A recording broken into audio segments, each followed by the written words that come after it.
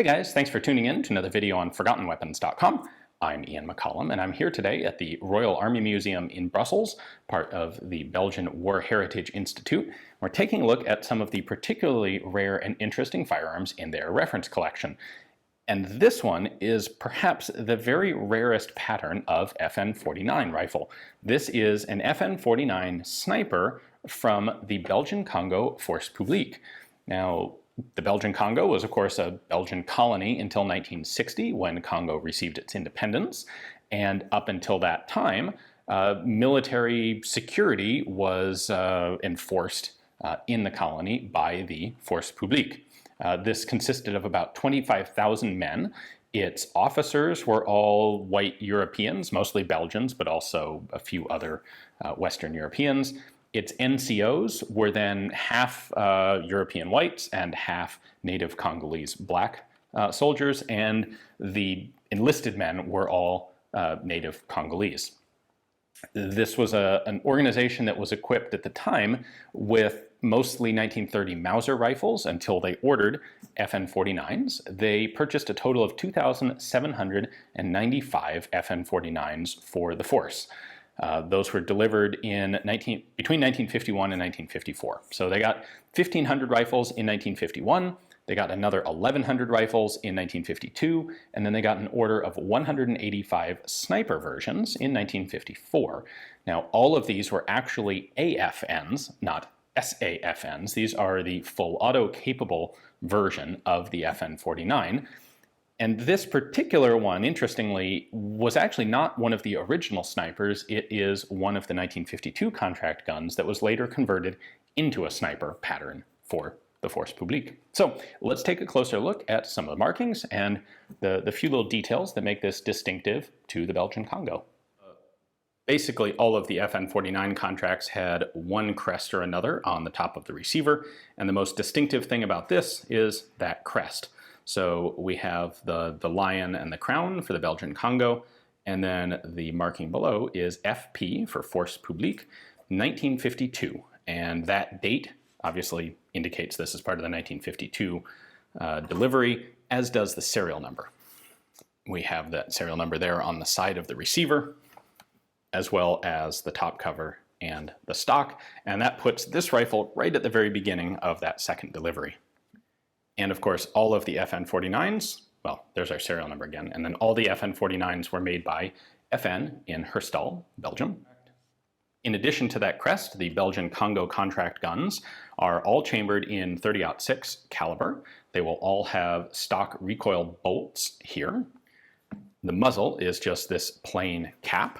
The Force Publique did also purchase 500 blank firing adapters, and they also purchased bayonets with the guns.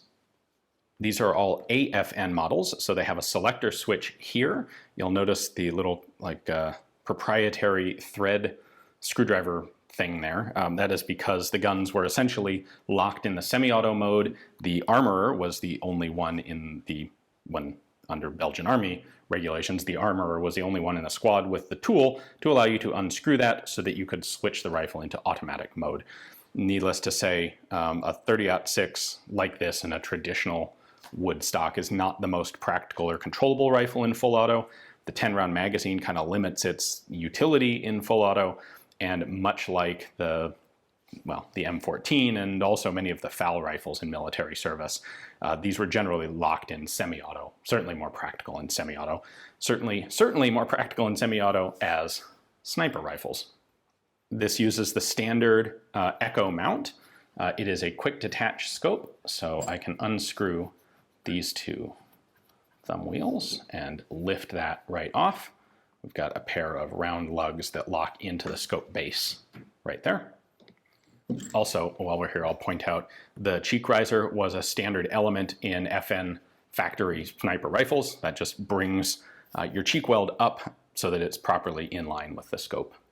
The scope here is a 4-power magnification scope made by OIP, their logo right there, ABL 1951. So this is a Belgian Army scope that was put onto this Belgian Congo rifle, and that is scope number 29. And what we have here is a dual marking in French, tir de lis, TIR, that's an abbreviation for sniper telescope.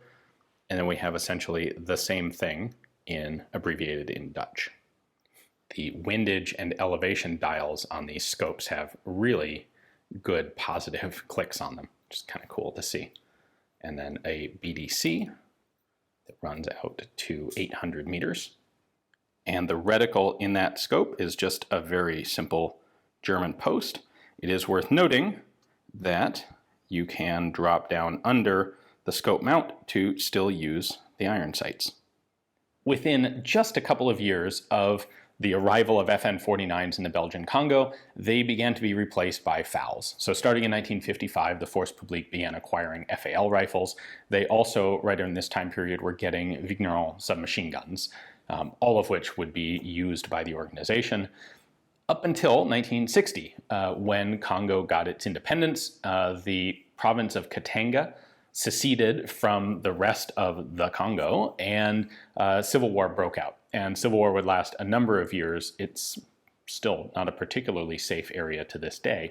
However, there was specific Belgian support for some of the Katangan separatist forces, rebel forces.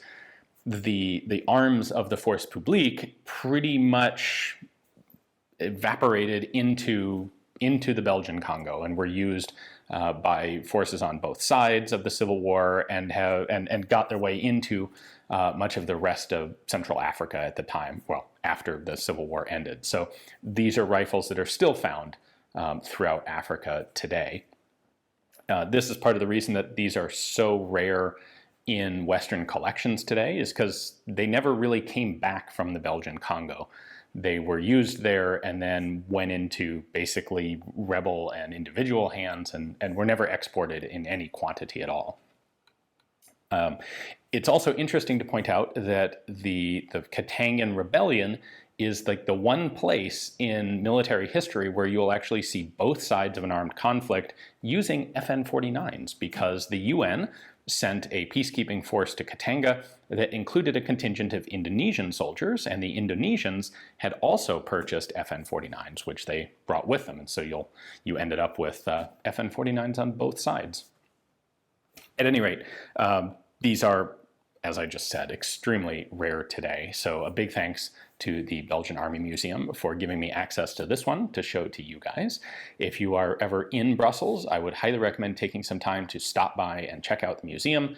They have a tremendous number of really cool artifacts from World War I, the interwar years, World War II, and more, all out on display in a number of large galleries. So check it out. Hopefully you enjoyed the video. Thanks for watching.